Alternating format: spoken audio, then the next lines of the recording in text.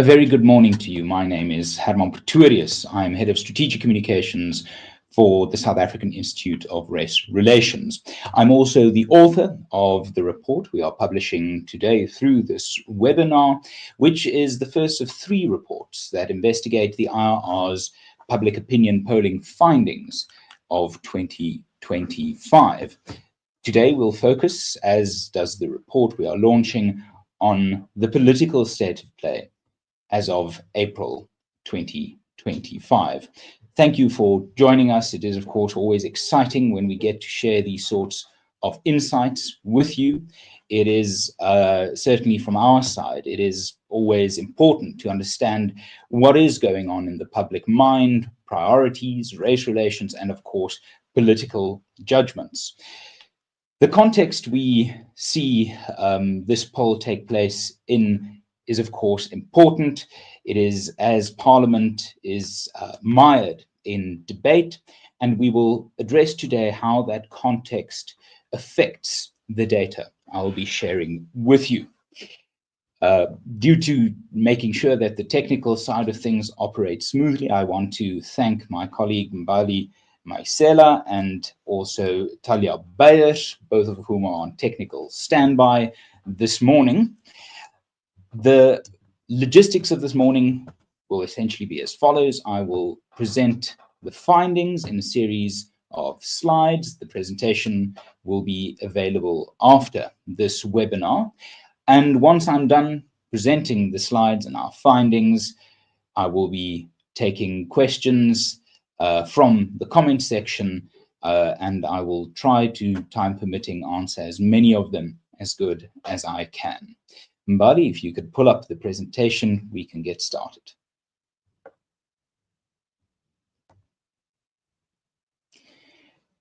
Thank you. The presentation is titled Pro-Growth or Pro-Poverty, and this is how the structure of the presentation will look. I will firstly look at methodology, then highlight our key findings, discuss the context, address the changes in political support, look at how the GNU's position has changed, and what the implications of these changes are. So moving on to the next slide, the first slide of the methodology section. This poll was conducted between the 27th of March to the 3rd of April. We had a sample size of 807. We screened registered voters only, and we have a margin of error of plus minus 4% and a confidence level of 95%. Perhaps let me stand still here for a moment as to what an opinion poll is and is not. An opinion poll is neither a prediction nor a census. It is not about making sure that we ask as many South Africans or as many people as we can. That is simply just not how the data science behind opinion polling works. Opinion polling is based on the assumption that once you get to a sizable repetition of a question that can go in one of a few ways, you start seeing a normal bell curve in terms of the responses you get to your questioning. We can explain this with a good old usage of, or example of, a coin. A coin has 2 sides. It has a 50-50 shot landing on either side at any given moment. If I flip it once and it lands on one side, it's 100% the one side and 0% the other.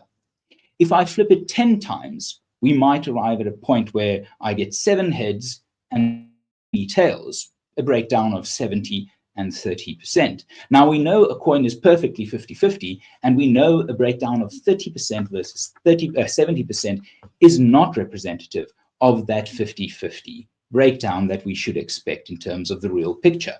But if I start flipping the coin 600 times or 800 times, we get to a point where the differentiation from the real 50-50 split becomes statistically almost insignificant in terms of more flips of the coin. If I flip a coin 600 times or I flip a coin 6,000 times, we will end up in the position of a roughly representative 50-50 split. So it's not about making sure that we flip the coin as many times as possible. It is making sure that we flip the coin enough times so that we get to that true representation. Perhaps another way of understanding opinion polling is a pizza. If you need to taste a pizza, you don't have to eat the whole pizza to know what the pizza tastes like. You only need a fair slice, or in polling, we could describe it as a representative sample. You must make sure that you pick a slice that is random, i.e. there's no bias on your side of picking where the slice in the pizza might be. And you must make sure that it is overall representative of the toppings. It has enough crust, it has enough cheese, it has enough olives. You get the picture. That is the same with polling.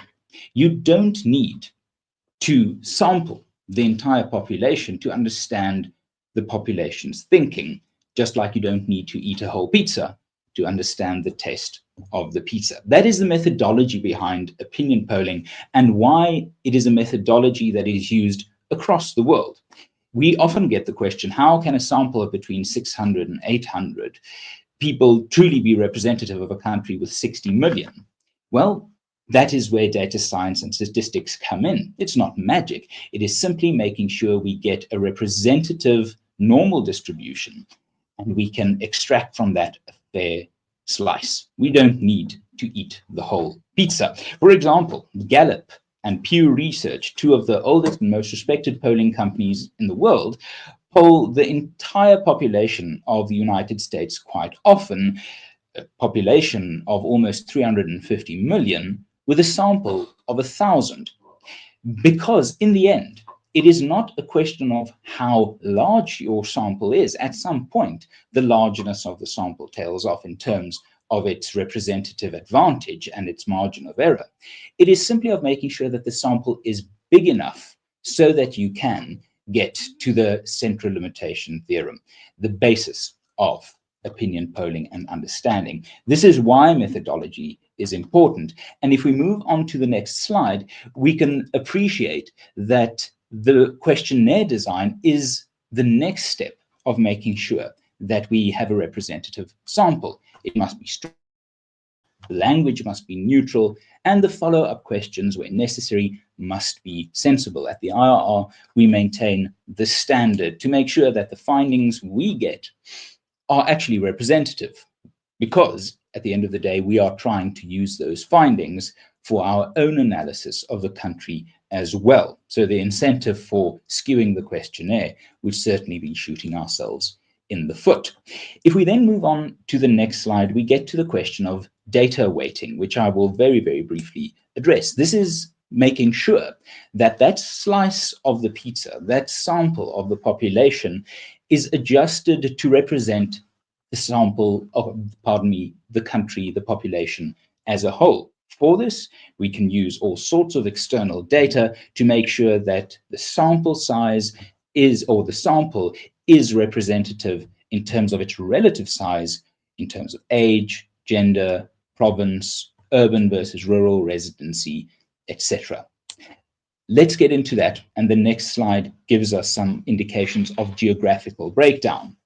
In terms of our provinces, this poll polled 23% in Gauteng, or 23.5% of the respondents were in Gauteng, 19% in KwaZulu-Natal, the Eastern Cape 12.5%, Limpopo 12.1%, the Western Cape 10.7%, and the remaining provinces the rest. Moving on to the next slide, we can look at a residential distribution, because quite often I get the question of, are we reaching X or Y part of the country?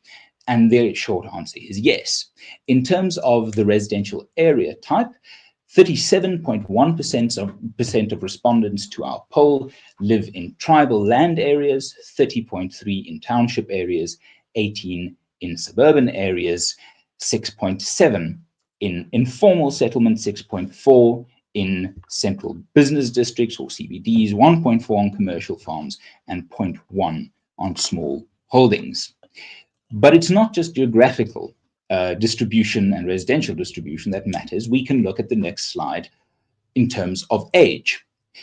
In South Africa, our registered voting population skews older. So it makes sense that in this sample, we see a similar representative skewing. We see there that the largest group are from the age bracket of 45 to 64, 35.2%. And in second place, the group just younger than that, 35 to 44, 28.3%. But we don't stop there. We can go on to the next slide where we see a language breakdown, because quite often that is a key metric in terms of whether we are reaching South Africans in a necessary representative way. isiZulu speakers made up 22% of our poll, isiXhosa speakers 18.9%, Afrikaans speakers 12.4%, Sesotho 12.2%, and English 10.5%, with 24% speaking a whole list of other languages. Then we can also distribute, as the next slide shows, by income level. We are not just polling a specific socioeconomic class. In fact, we have 4 income classes, and these will be particularly relevant in today's poll, as you will see.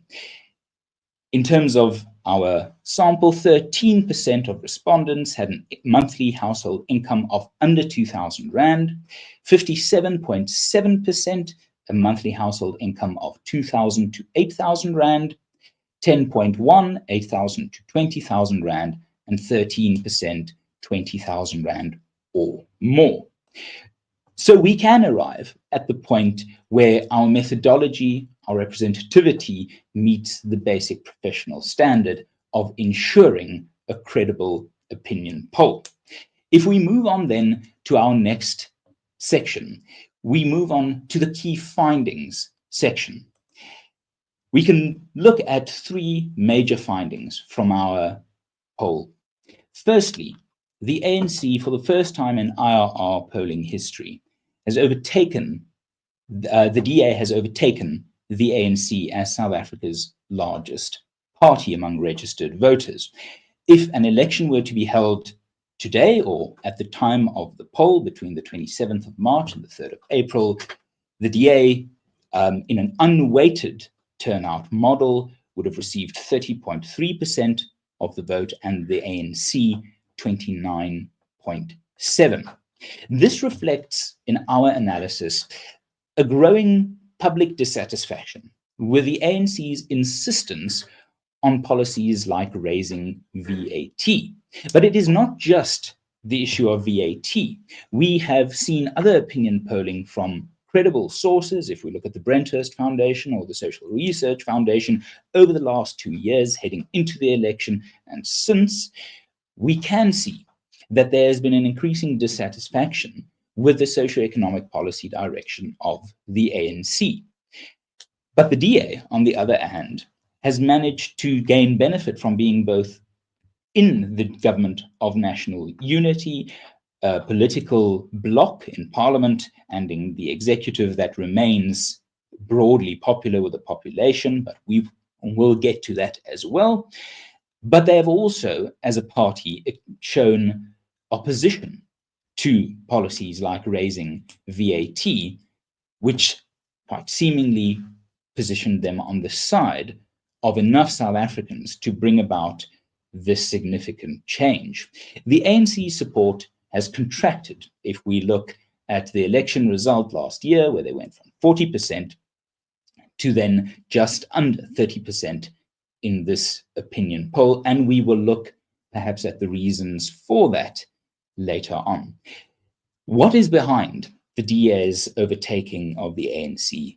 Well, in terms of that breakthrough, we see that the ANC has now become the party representing 51% of Black registered voters to the party representing 37%, whereas the DA has gone from representing 5% of Black registered voters, or gaining the support of 5%, now to 18%, an impressive almost quadrupling of their support level. So those are the key findings that have been appearing in the media over the last 2 or so days. If we move on to the next section, we come to the elephant in the room, as it were, the context of this opinion poll. We can look at it going back to the elections last year. We see 4 periods of interest. We see from May to July last year the successful negotiations, primarily between the ANC and the DA, to secure a parliamentary majority for the presidential election in the National Assembly for President Cyril Ramaphosa. We see the expansion of that coalition over the wishes of the DA at the time to create the GNU with a total of 287 seats in the National Assembly out of a possible 400, giving this majority bloc a comfortable operational majority in Parliament. We see at the start of July, the GNU takes office officially. In September, October last year, the IRR found in our polling from 2024 a general modest increase for parties who are members of the GNU at the time, and a decrease in support for non-GNU parties.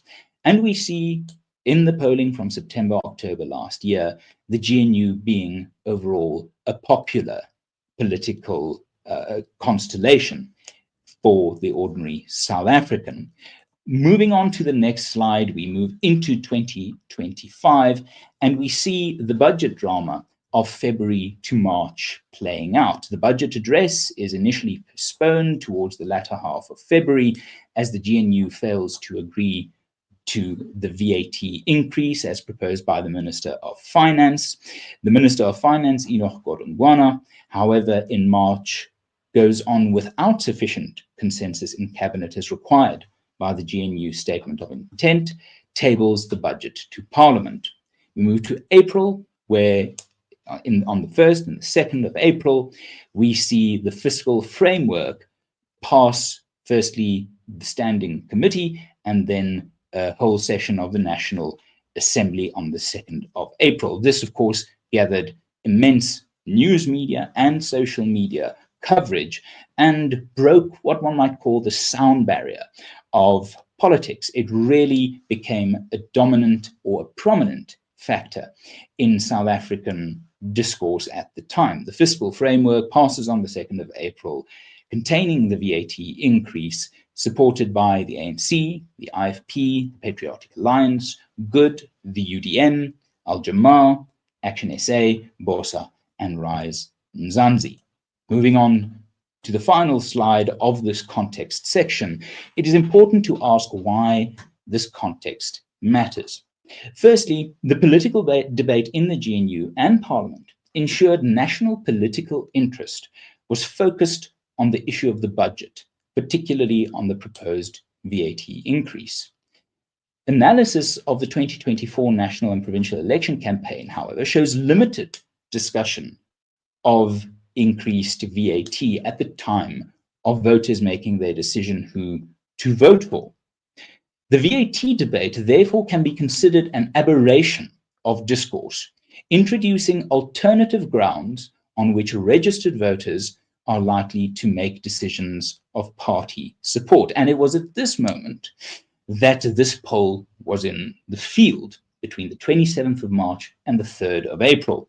Initially, when I saw the data and the date and realized that we were polling at a significant and perhaps aberrational moment, I was concerned that our polling findings might prove to be fleeting, but quite the opposite. It has ensured a unique insight into the state of politics given the specific context of such aberrations of discourse and alternative grounds for voters to make their party political decisions. I should add another point to the context. 2025 is a non-election year. There is no expectation for local government elections across the country or for national or provincial elections across the country. So voters can afford a period of window shopping, effectively. Political alliances, political loyalties are perhaps now at their loosest point in the electoral cycle, giving this poll another dimension of why we are seeing its unusual findings. Nonetheless, those findings can, given what we can discuss in the rest of this presentation, become a new political reality.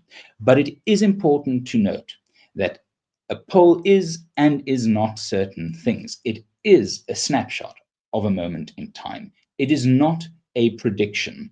And this snapshot in time coincides with a unique context of a dominant socio-economic debate being the political question of the day, and it coincides with a period of voters having considerably less pressure in terms of making decisions of political loyalty.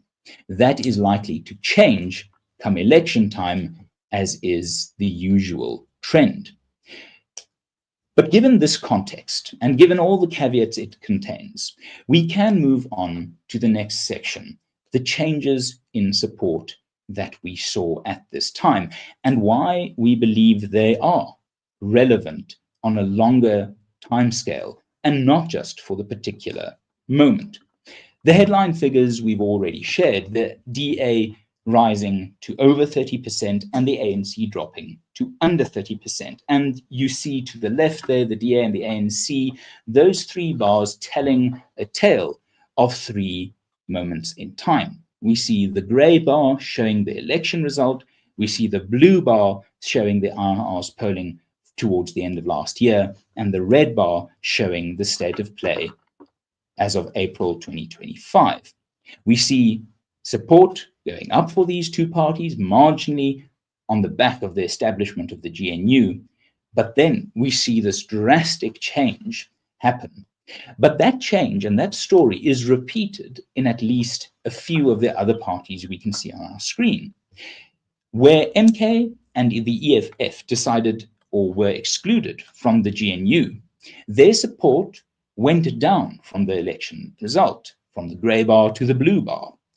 However, given the mounting frustration and the clear disenchantment that we now see with the ANC, perhaps made more potent than usual by the prominence and the salience of the VAT question, we see both the EFF and MK alongside the DA, the three most prominent anti-VAT vote parties, we see them gaining at the collective expense of the ANC. Contrast this with the IFP and the Patriotic, who saw their grey bar move up to the blue bar, that is, their election result improve after the founding of the GNU towards the end of 2024, but then quite a dramatic reversal of that positive trajectory. And it is notable that these two parties are members of the GNU and were prominent members of the GNU that voted with the ANC in favor of the fiscal framework containing the VAT increase. It is notable, two other parties are notable here, Action SA and the Freedom Front Plus. We see Action SA going from a relatively modest percentage of support at the election to registering zero support towards the end of last year in the IRR's polling, now rising again to almost 3% in the opinion polling. This is likely a consequence of prominence political strategy. By making sure that the big players, the ANC, the DA, respond to Action SA in a very public moment of politics, Action SA managed to boost their prominence and their salience, perhaps reminding voters who had lost trust or had lost their interest in Action SA from election time to the end of last year to rediscover that interest. Of course, Action SA has been accused of double dealing in terms of messaging, some accusing them of saying that they have voted for the VAT increase, and the party themselves arguing that they have strategically halted that increase. Whatever the case may be, it seems that enough voters were convinced of Action SA's relevance and of Action SA's ability to say that they've had an influence in the budget debate, an influence that is constructive to voters, to see their support recover remarkably. The Freedom Front Plus, less fortunate, another GNU party, but a GNU party that opposed the VAT increase. And yet we see their support also falling, like the PA and the IFP. The likelihood of this is due, or it is likely that this is due to simply a question of being overshadowed amidst the fierce debate of the larger parties that dominated the national discussion. So the story we see is that voters are not voting blocks. They aren't set and fixed in their ways. We see movement going up when certain things happen that they approve of, like the founding of the GNU. We see movement going down for MK and EFF when they do things that are perhaps perceived unpopular, like not being included in the GNU. But then we see the VAT question dramatically changing that picture again. What sits behind the ANC's fall from above 40% to below 30%? It is perhaps irresponsible to attribute it exclusively to this VAT debate, although that definitely plays a part. Looking at the data, it is our judgment that the ANC have disconnected themselves from what one might call socioeconomic aspirant voters, voters who used to be open to supporting the ANC and who might be again, but voters who, as subsequent polling report over the next few weeks will show, do not approve of policies like the NHI. One can think back to the Social Research Foundation's tracking poll from the elections last year, where the ANC was above 45%, and then the NHI bill was signed into law, and that triggered a decline in ANC support. So there's a data point in that voting, in that polling data, and in the IRR's upcoming report, you will find that as well, that there are certain socioeconomic policies that alienate people who are willing to vote ANC. And the VAT hike seems to fall into that category. The ANC is therefore not just suffering from a single failure on the VAT issue, but suffering from having pushed electoral or pushed economic policies that have already had negative electoral consequences for them. Added to that, the fact that the ANC could be perceived as an unduly dominant or even smothering or even bulldozing party within the GNU, voters seem to disapprove of the ANC's behavior in the GNU whilst approving of the GNU by a majority margin or close to still, but we will get to that. So when we look at data like this, we do see the story being told of voters responding in terms of political judgment specific to the moment, the establishment of the GNU versus the VAT debate that highlighted a binary, relatively straightforward, simple issue of raising versus lowering or maintaining tax levels. However, we must at this point say that this is, in all likelihood, a provisional shift, not a permanent one.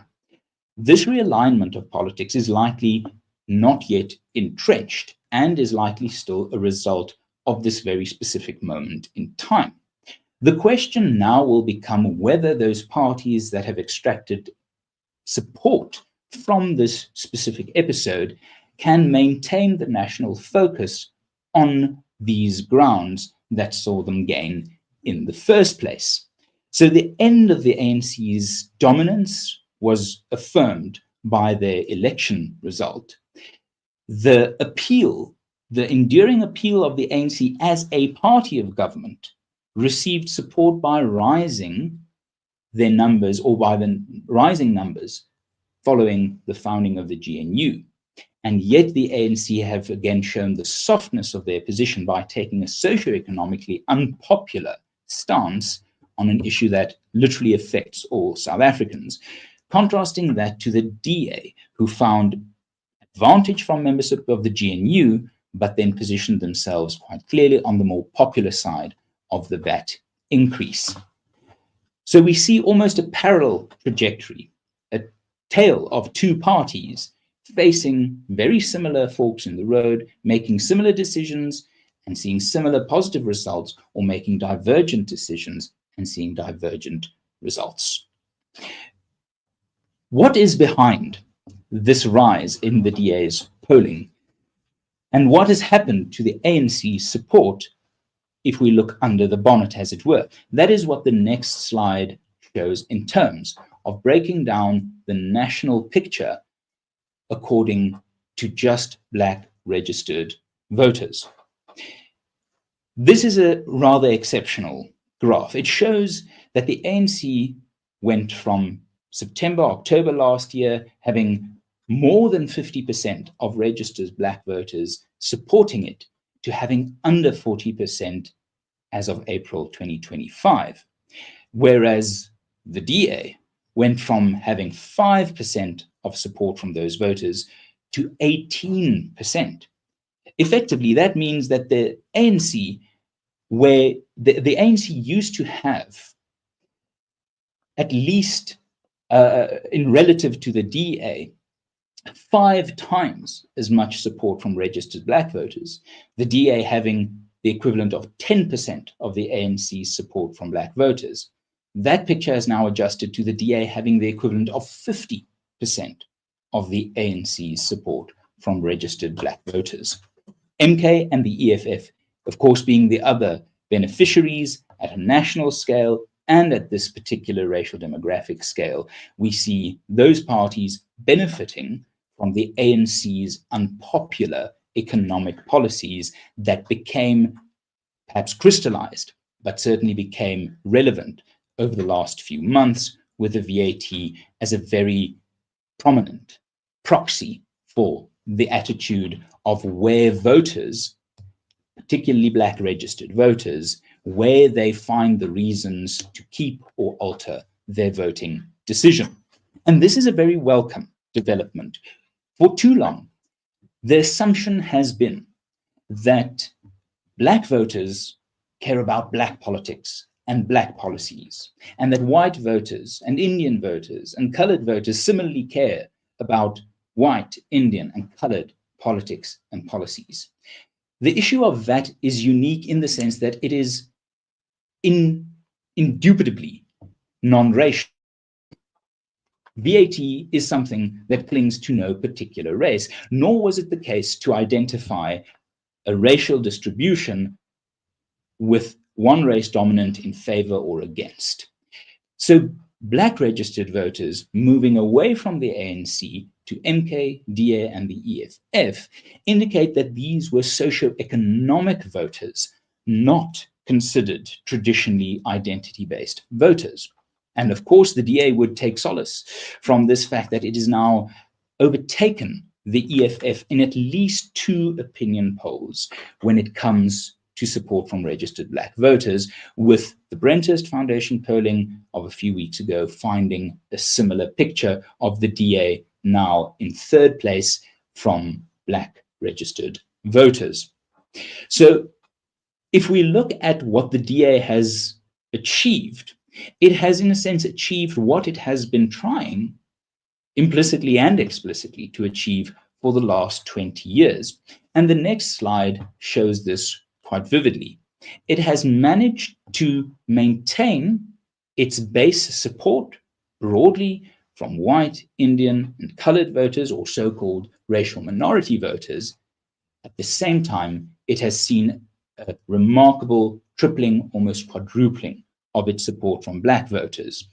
Again, this is clear that we are seeing a shift based on socioeconomic judgments, not racial identity politics. And as a South African who believes in non-racialism, that is incredibly positive news, and it is indicative of where parties should take the political debate. It should take place, our national political debate, in the sphere of socio-economic questions, bread and butter issues. If we look at the next slide, we can see how the consideration of bread and butter issues have really benefited the DA. In this opinion poll, we had 4 income categories, as I mentioned earlier. In 3 of the 4, the DA is now the largest party. You see on your screen 5 categories. That is because the left-hand side collection of 4 graphs represent the full support, not broken down by income class. But it is remarkable that the DA and the EFF are now essentially competing to be the largest party in the poorest households in South Africa, in sub 2,000 Rand a month income households. The ANC still dominant in the next income bracket of 2,000 to 8,000 Rand, that bracket representing almost 58% of voters, explaining why they can still be competitive with the DA despite only leading in one income category.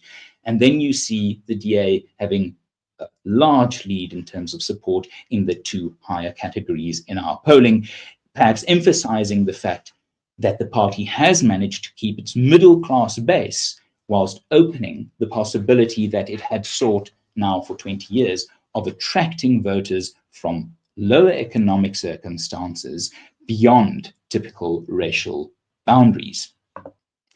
If we then move on to the question of the GNU, we see perhaps something of a counterintuitive finding, where the DA has seen its support rise, and yet at the same time, the number of South Africans who prefer a GNU that includes MK and EFF but excludes the DA has also risen.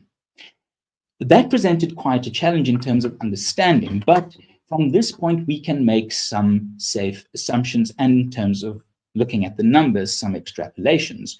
The GNU, including the DA, still remains the more popular option, with just under 50% of South Africans preferring a GNU with the DA, but without MK and the EFF.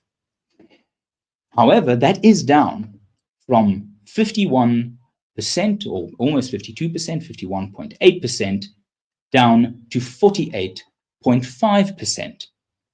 At the same time, the constellation that excludes the DA but includes MK and the EFF has risen from 26.6% to 38.6%. What sits behind this rise? It is most likely an indication of the GNU having a position of unquestionable favorability to some frustration because of a lack of economic advantage showing. South Africans up to September, October last year seemed very willing to give the benefit of the doubt to this bloc. However, the inability of this bloc to seemingly agree on a pro-growth platform has now cost this party constellation some support. And this is likely connected to the dramatic fall in the ANC's support, the ANC being seen no longer as a positive partner in the main of the GNU, but actually an arrogant, dominant partner that seeks to position the GNU as a continuation of ANC-only governance. The GNU, we must understand, has an intrinsic popularity on the premise that it is a moderating influence and a collaborative operation. The DA's tabling of the budget, not the DA, the ANC's tabling of the budget unilaterally, without the sufficient consensus mechanism of the GNU kicking in to approve it, has positioned the ANC not only on the side of an unpopular rise in VAT, but also on the wrong side of collaboration in the GNU. And if we look at the popularity or unpopularity of certain socioeconomic policies that we will discuss in future reports over coming weeks, we see that the ANC's commitment to policies like the NHI have cost it at the ballot box, but now also in the GNU era, where public perception is turning to the conclusion that the ANC is not moderating its stance. And we can see that in quite extensive statements made by the ANC leadership, seeing the GNU as a tactical setback instead of what the voters wanted to be registered as, which is a chastising of outside the mainstream pro-growth consensus politics. Why then a rise for the MK and the EFF? Possibly a strategic realism from the voter, saying this GNU that had the benefit of my doubt 6 months ago now needs to be shaken up. The DA and the ANC seem incapable of working together. A GNU without the ANC is perhaps at this point simply unthinkable. So what's the alternative? Well, let's get the aggression, the tactical boldness of the MK party and EFF into the GNU as humility forces on an arrogant ANC. Now, of course, these are opinions based on the data we see. Compared to other findings, this is perhaps more tenuous, but it is an interpretation of the data that makes sense of what we are seeing. Where does this leave us? Where do we go from here with the implications? Our final content-based slide reveals this for us. We see 5 critical points of implications. Firstly, the dominant national narrative that will shape the future of the political landscape. And that narrative will be which parties are on the pro-growth side of politics, focusing on bread and butter issues, versus the more ANC traditional wealth redistribution with racial undertones, rhetoric, and policies. Secondly, the DA's polling lead signals the potential that could come in terms of a shift from this this new political national narrative. It shows the strength the DA and parties like the EFF and MK can have if they counter what is perceived as the ANC's lack of response to socioeconomic concerns and economic growth.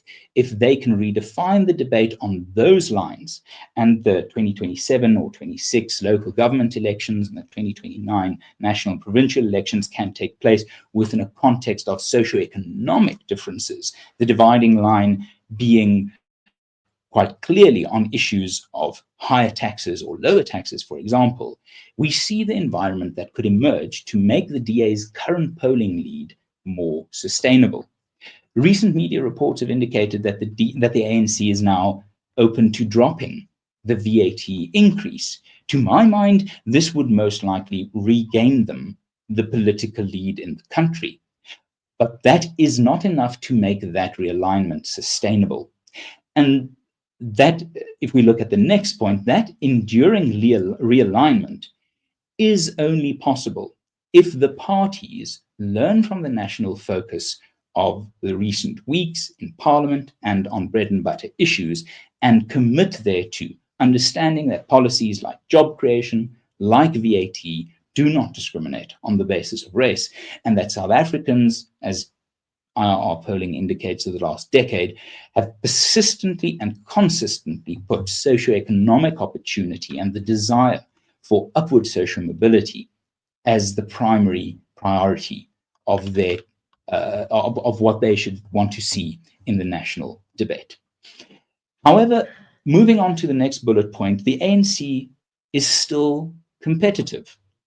The ANC can return to a period of economic pragmatism when it had in the past delivered socioeconomic or a rising socioeconomic tide that lifted it to the point of 70% at the ballot box in 2004, overlaying graphs presenting GDP growth, ANC support, access to housing, water, electricity, paints a picture of the Mbeki era economic pragmatism securing the ANC 7 out of every 10 votes at the ballot box.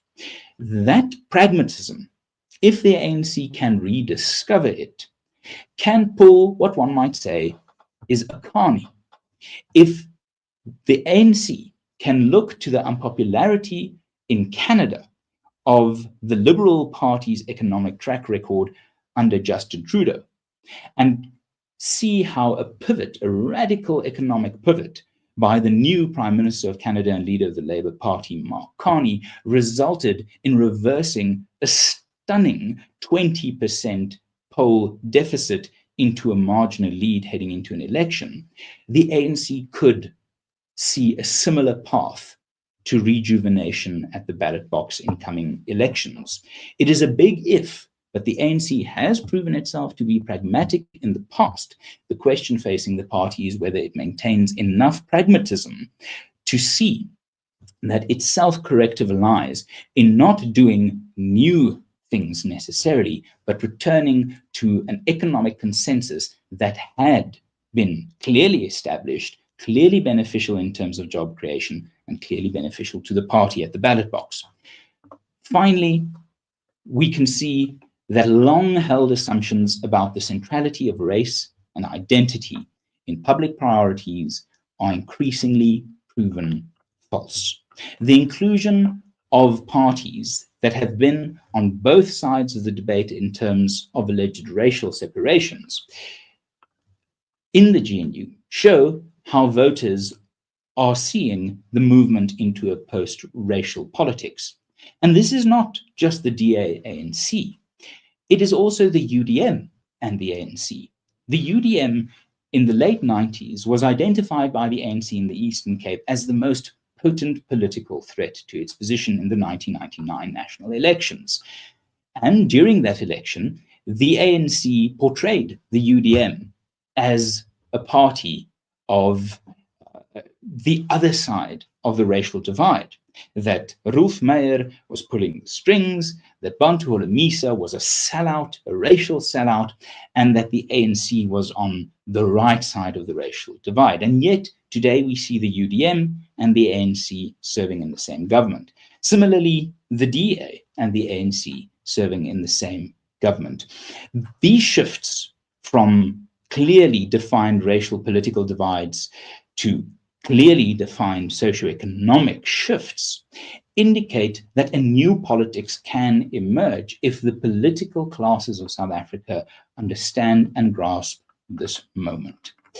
In terms of a non-racial South Africa, in terms of what South Africa can be, a country where race isn't the defining factor of your life nor of your politics, South Africa over the last year seems to have taken a great step in the right direction.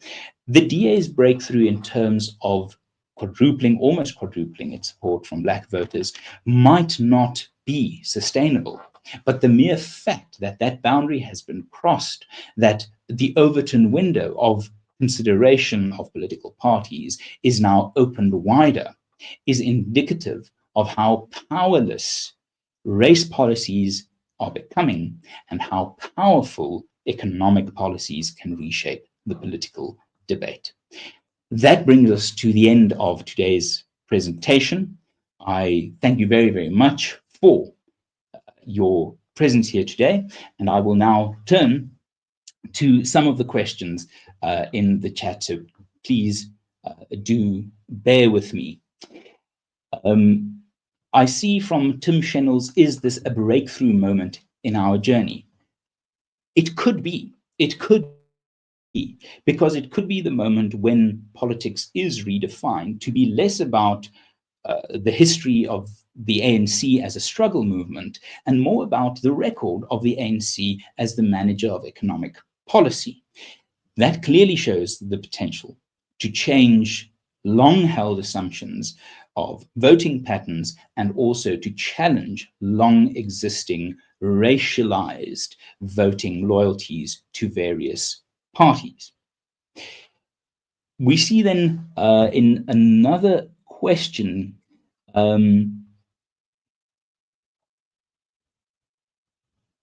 pardon me,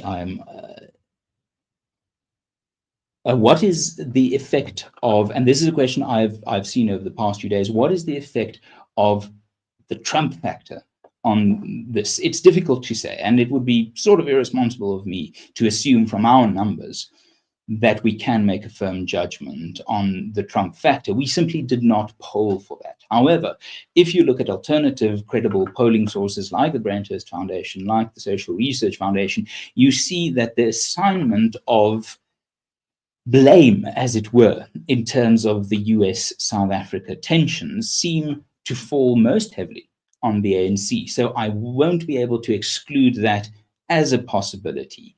of further pushing down the ANC's support from where it was. However, on the data in this report, the clear correlation is with socioeconomic considerations, VAT, the perception of the GNU, and less with external factors like the Trump factor, if we could say. We have a question: what are the top 3 drivers of bread and butter issues we should be aware of that will shape this preference?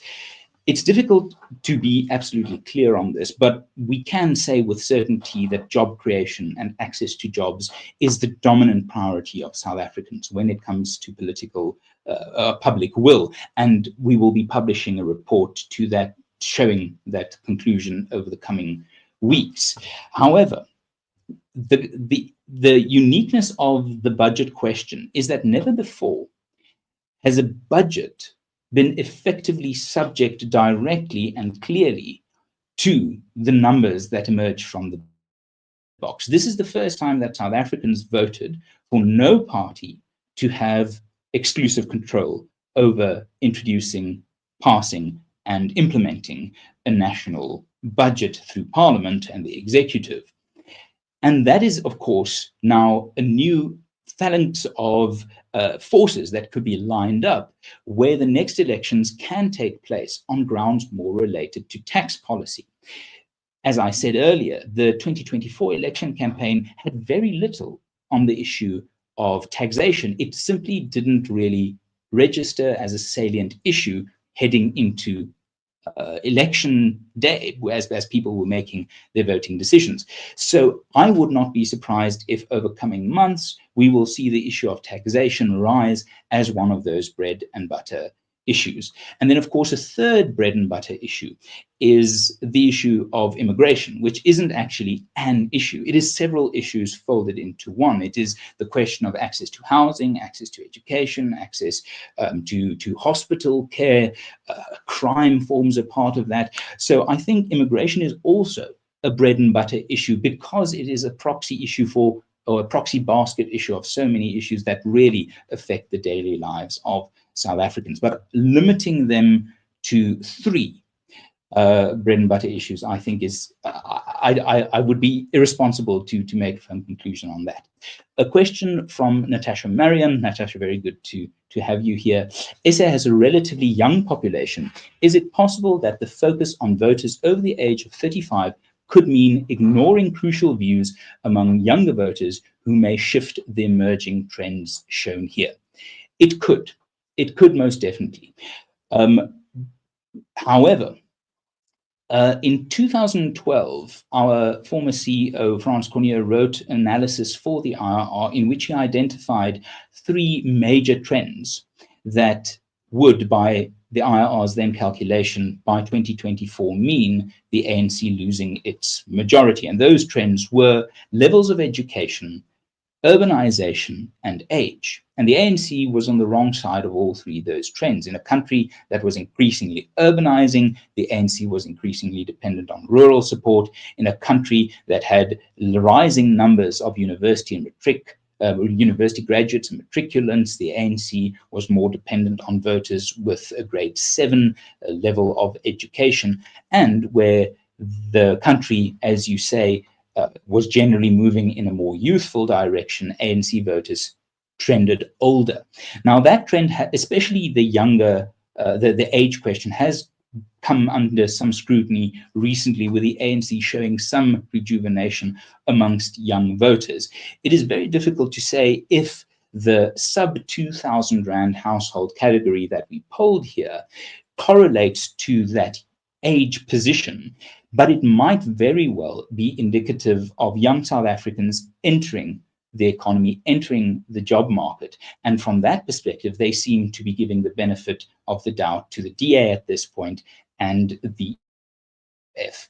So in terms of age, it's always difficult to see exactly at what point age becomes a factor of someone reaching a specific age and turning the age that naturally falls into another party. But what could be, I think, safely concluded is that if there is a correlation between age and economic status, as the numbers in this opinion poll, then we could see that play into the favor of parties like the DA and the EFF, surprisingly. And then a last question, are there any other recent polls that are consistent with these results? Yes, there are. I would urge you to look at the Pretorius Foundation and at the Social Research Foundation. They have different questionnaires from ours, but I think especially the Social Research Foundation found before the budget crisis, the ANC's vote at a level of 32%, and at the DA at a level of, I think, 25%. I'm not sure about that one, but the IRR's findings align with that quite neatly. And if one reads the analysis of where the difference between the Pretorius polling and the IRR polling might come in, I think that there's more in common there than the headline numbers might suggest. And then two final questions. I am stretching your patience here. I see we're already past 11 o'clock. CJ Standard, are there any recent... Oh, I just answered that one. My apologies. Thank you, CJ. I almost gave you 2 bites at the apple. Micah McLaughlin, is the IRR considering conducting a poll on local government, geographically focusing on the metros maybe? Most definitely, we are considering that, particularly with the national political attention to likely refocus as the 2027-26 local government elections become the next big thing. I say 2027, 2026 because it seems that it has been announced that the election will fall, the national elections will fall between November 2026 and February 2027. I think it would be indecent of me to stretch the patience and schedules of you any further this morning. I want to thank you very, very much. Okay, Lindy, just because you are insistent, let me find your question. I will try to give it. I'm sure you can expect some. What are the effects of these pushbacks and some parties going to an extent of concocting their own reports to the legitimacy of the work you guys are doing? That is a very good question. I'm very grateful for it. The effect is zero. The thing is that when you carry out opinion polling, it is simply irresponsible and quite possibly unethical and immoral to try and manipulate public opinion through your findings. And that is not what we do. We make unpopular findings all the time in terms of unpopular with ourselves. If I had an opinion poll, I designed it to find the outcomes I want, I doubt it would reflect the numbers that we see today. I, for example, don't consider myself a natural EFF or MK voter, and yet our poll finds these parties to have risen. I am not particularly of the view that something like immigration is one of those main challenges facing South Africa. As I said a few minutes ago, it is a proxy issue, and to my mind, it consists of several issues that should be solved individually, whether it's housing, whether it's economic growth. So I wouldn't necessarily identify illegal immigration as a high priority, and yet our polling shows that South Africans disagree, from my judgment, on that. So overall, we do not let our own biases or the biases of any other party affect our findings. We let the methodology speak for itself. We don't pretend to know more than we do, and that essentially, I think, is the value of opinion polling like this, is to see it for what it is and is not, and what it can do and what it cannot do, and where its strengths and weaknesses lies. I see. Final question. I see Raymond Willems asked a question that is demanding an answer. Do the results suggest a broader realignment of South African politics away from identity politics towards socioeconomic priorities? I think most definitely, and I would welcome that. And I think the fact that the VAT issue wasn't clearly a racialized issue, and that had an impact that seems measurable is notable and indicative of that assessment being true. What factors does the report identify as crucial for the DA to maintain its newfound position? It is maintaining its connection to the voters. It has just now managed to positively reach at an unprecedented level, at least in our polling, and speaking to the issues that drove them there, speaking to the issues of bread and butter politics, making sure that they have something to say for these voters. And that goes for the ANC as well. The ANC cannot say to someone who is poor, yes, but we used to make you less poor. I think that just doesn't fly. So in terms of how the DA can maintain its lead or how the ANC can recapture it, it would, to my mind and to our assessment, cut to this question of bread and butter politics. Under what conditions does the report suggest the ANC might recover its electoral support? If it can recover its economic pragmatism, get back to the policies that won it 70% of the vote in 2004, get back to the credibility it held as a manager of fiscal resources. At the time, voters are, especially older voters, are old enough to remember that fondly. And I think that would be their way out of what seems to be a rather catastrophic trajectory. With that, I conclude, and I thank you very, very much for your time today. Please keep an eye on the IRR social media, on Facebook, on X, on YouTube, on Instagram. We are lining up some more polling reports over the coming weeks. We will be looking at specific policy preferences, and we will be looking, of course, at race relations to see what South Africans feel and believe about each other. I thank you for your time. It has been a privilege that you've given so much of it, more than I think I could have asked, and I look forward to seeing you again. Thank you very much, and God bless.